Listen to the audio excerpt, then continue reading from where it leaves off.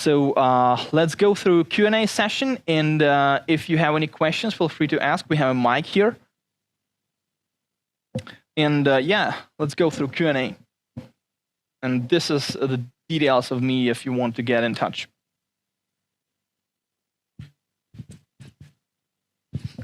Hello. Thank you for the talk. Actually, I had a question related to the biometrics. You mentioned, at least it was on the slide, that biometrics, when the state changes, all the data in the keychain that has, of course, the biometric access is deleted. What constitutes actually a biometric state change? I think the biometric state change in this, well, in this context would be a change in the signature. In this case,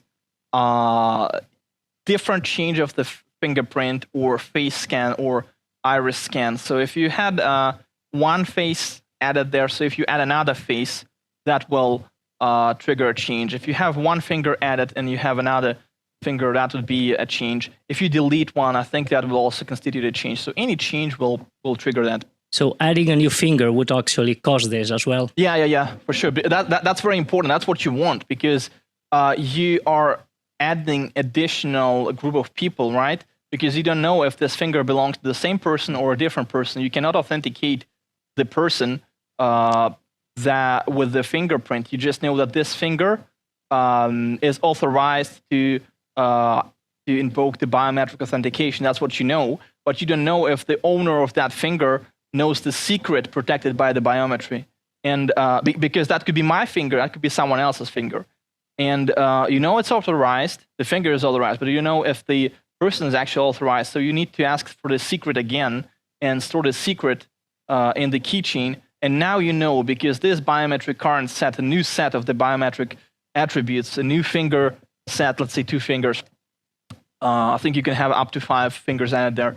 And now you have this new set, and you know that someone from this set added the secret. Someone knows the secret, so he knows that the current set of users is authorized to use it. I'm not sure what happens if you remove a finger, because technically the biometric set changes, so I assume it will actually also trigger the reset. But if you think from the authorization perspective, that might not be the case, because the same people who are authorized, now you reduce the number of people who can have access. So I don't know, but very likely it will just react onto any change of the on the signature. And also, if you change the passcode, I think that will also trigger to trigger a reset of those keys. Okay, thank you. I have one question, sorry, about sharing the keychain across apps. So obviously they need to be in the same app group, which means they need to be in the same account. But you talked about app extensions. Are they limited by the same constraints, or they have to be in the same account? They have to be in the same app group. Okay, so that means probably they're in the same account also. Yes, I guess. Correct. And this group will have it has to be registered on the Apple developer, so it will even have the group prefix there. So your account, team ID is the first letters there that are not shown here. Yeah, so you can't share across apps across different Apple accounts. Across different, I mean developer account, of course. Yeah, I don't think so. Yeah, exactly. It's usually, well, the app extension is usually sharing data with its own host app. So yeah, okay, all right. Thanks. It's rarely that it shares. Well, I don't know the cases where it shares something with the some other app, which is not host. So you might have a host app, and you might have the same another app from the same developer that is sharing the data to this shared container. But still, like the first use case is to share it with the host app. Yeah. Okay. Thanks. Thanks for the talk. So if I don't care about biometry and I don't care about persisting the data post uninstall, is there any practical reason to use Keychain over user defaults considering iOS sandboxing? In terms of security or anything, I mean, the user defaults has a much simpler API. It's simpler to use, and you can share it with app groups just as easily. So if I don't have biometry needs, or if I don't want to persist like some sort of device token that I want to stay there after the user installs the app, like why not just use user defaults? There's no big reason to do it. So there's no benefit of using Keychain unless you want to have some of the protections. And also another reason is that you might want to have is the Keychain has this attribute of not being backed by the backup. So when you're let's say there is another case, there are actually so many case studies I can go through. Another case, when imagine you have the per seat licensing on your application, and then you have a user copies the backup to the computer, and then restores his another device with that backup. So now you got the apps running with the same state on both devices. Essentially, you have a per seat licensing, but you got the app running on two devices with the same seat. And in this case, the keychain, you can set the attributes so it will be this device only, and that is one of the ways to that you can prevent this behavior. So yeah, you have this one of the examples. And yeah, we've had this bug actually. I think something very similar. And this is the way it's shown here. Accessible when unlocked, and this is this device only. This device only means it's not backed up to the iCloud. It's not backed up to your iTunes or how is it called, backup. So one of the cases like that where you might want to have keychain still. Thank you.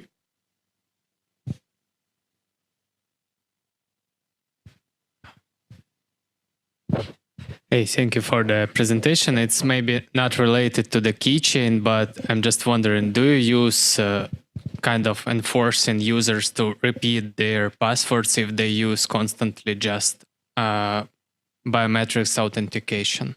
Can you repeat the question first? Do you enforce people to repeat their password keys if they use only biometrics? To not forget the password, for example. No, I mean it's a UX question. I don't even have a say or like thinking about it. I'm like in this project specific where this technology has been used, no, but you can do that if you want. Okay. Like this is really not related. What is important is that you will have to ask for the password when the biometric changes. There's no way, if you design it this way, there's no way you can get the password from the device. Yeah, thank you.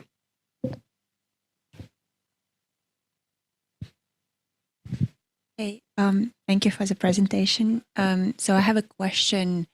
Can the user defaults be always trusted if you like that there is a reset if you reinstall the app? Sorry? Can the user defaults be always trusted that there is a reset of data if you just reinstall the app? I think in the case of the app groups and some other apps present in the device, it might not be clear. But in that specific instance, the way I've shown it is that it stores in the standard user defaults, so it doesn't store in the app group. In that case, it should be erased. What about like backups? If you delete the app, but you have a backup? If you have a backup, then the user defaults are backed to the backup. Then you restore it, and then you restore it back. Then your device is in the same state it sort of used to be. So the backup and restore process is sort of transparent. So here you decide how you want to make it work. In that case, if you want to, you can set the keychain keys to be current device only, and those will be cleared.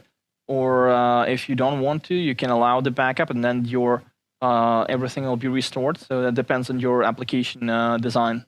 So it cannot be like always trusted. Well, that's one signal. Another signal is the keys themselves.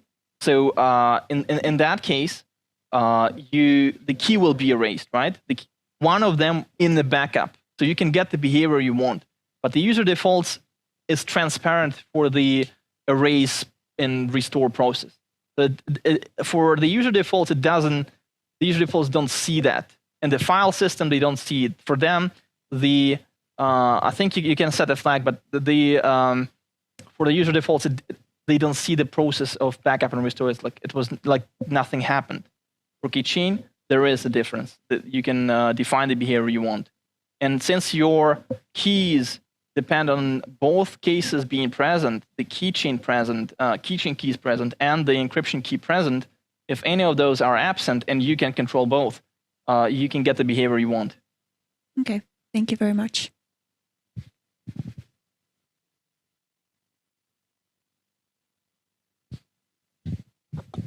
Yeah, what happens if you hit the kind of storage limits and let's say some apps leave the encrypted data lying around? So does it like eventually clean up somehow the keychain data?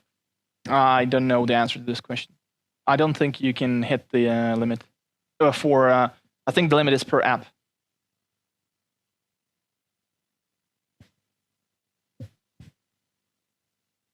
Yeah, thanks. Just one question. I think you touched on it a little bit in the introduction, but access to the keychain when running in the background, is that possible, or what are the constraints on that? Yeah, it is possible as well. So I didn't touch about this topic. It's an interesting topic, and I probably could put 20 or 30 more slides on that. Yeah, another challenge is the access control attribute, and you can have different ways to control the access. You can have it background after first unlock, only in a foreground, so device unlocked. You can put different security levels. You can put the always attribute, which means that the data will be always accessible to the applications. There are quite many options in that as well, very flexible.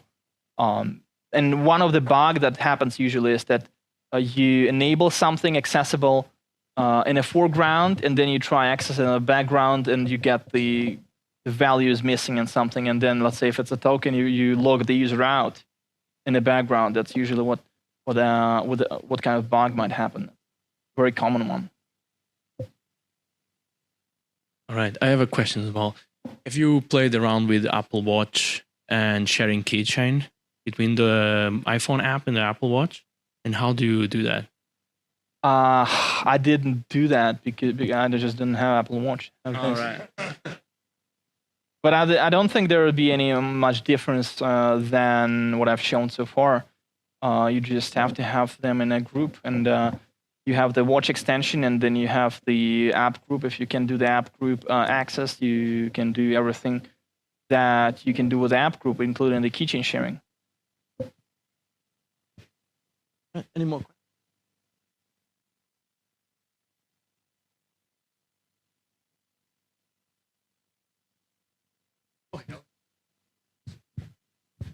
Thank you. So you had that one implementation with Codable. What's the size limit of the data blob that can go into Keychain? And I don't remember. There is a limit. So you can't store big structs, for sure. You can't store images or like something huge. There's no, not unlimited. Yeah, and if you had an API like that, how would you even try to like check the limits or control that? Usually you don't do any checks because you want, in my view, you do it transparently. So you want to have the keychain error, you just throw it back to the caller. As I've seen in the first slide I've seen in the implementation is the error processing. So I try to have these layers to be very shallow, very transparent, so that it's very clear what's going on under the hood, because keychain errors are very difficult to trace. So if it's over the limit, the keychain will tell it, and or at least it will tell some cryptic error that you might be able to decipher in the upper layer, but not mingle it in some way. Right. And then because it's a codable type that might change over time and the data can come from wherever, it can change over time, and like you as a user of the API have no way of actually testing it at the moment. Like it's a tiny type, and then over time it grows and it just starts exploding in the production, for example, because of some changes. Well, it's your responsibility as the user to store, to define the type and to control it. It's a very good question. It's very important with this implementation, unlike with those predefined ones where you have string, boolean, and a few other types. You have to be very responsible, and if you add one value that is not possible to decode anymore, it will fail, of course, at the decoding stage.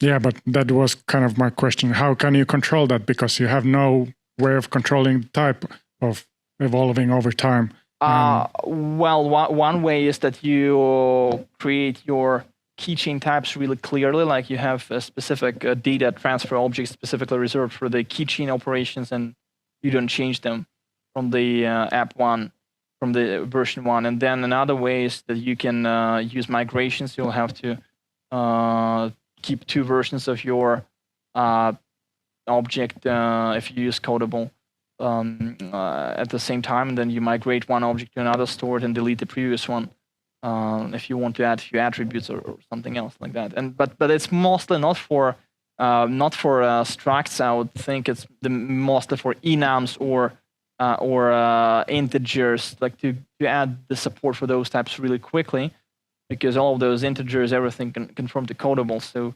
can or enum, which is a very popular type for settings or different kind of values. So not for structs. I wouldn't even use something big for that. Yeah, you as an API creator wouldn't, but if I have a chance, I can use it wrong. That's the documentation is for, but generally you write this stuff for yourself. I would usually use the wrapper if I have to. In fact, in one of the latest projects, I used the ready-made wrapper. I didn't write it. In 99% of the cases, I use the wrapper myself, even after I've told that. So after I've shown this presentation, I still use wrappers just to show that I don't do the implementation just for the sake of it. So if you do something like this, you probably want specific behavior you need and so forth. If you do it for the company, for other developers, you document it really well.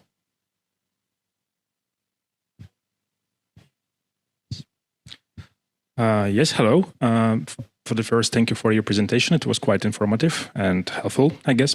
So my question is actually about like to go further with one of the questions of the previous speakers, like the visitors, about the situation when actually user changed like biometric keychain. So there is a way actually how to get how your system is going to react for temporary changes on your biometry, like maybe for injured finger or maybe blacked eye face. And the second question, if there is a way how you can actually set up the code to secure this way from any kind of mistakes and errors that is gotta be because of these temporary changes. What is temporary change in biometry? Yeah, I mean like injured finger, like when you cut through the knife, or maybe a blacked eye face. So if that is the case, then there will be failure to authenticate the user, and then you will not be able to retrieve the data if you protect it biometrically. So yeah, but if there is like a way how you can actually protect your system from these kind of errors, because when actually the user cut his or her finger, so it's not actually his fault to lose and erase all of this protection system. The way to protect is to have the biometric factor is always a supplementary factor for the authentication. It's never a primary factor, which means that you have some other primary factor like a password or a PIN code or something else that is the real factor to authenticate the user. All right, gotcha. Thanks. All right. Thank you very much for the questions. And thank you, Richard.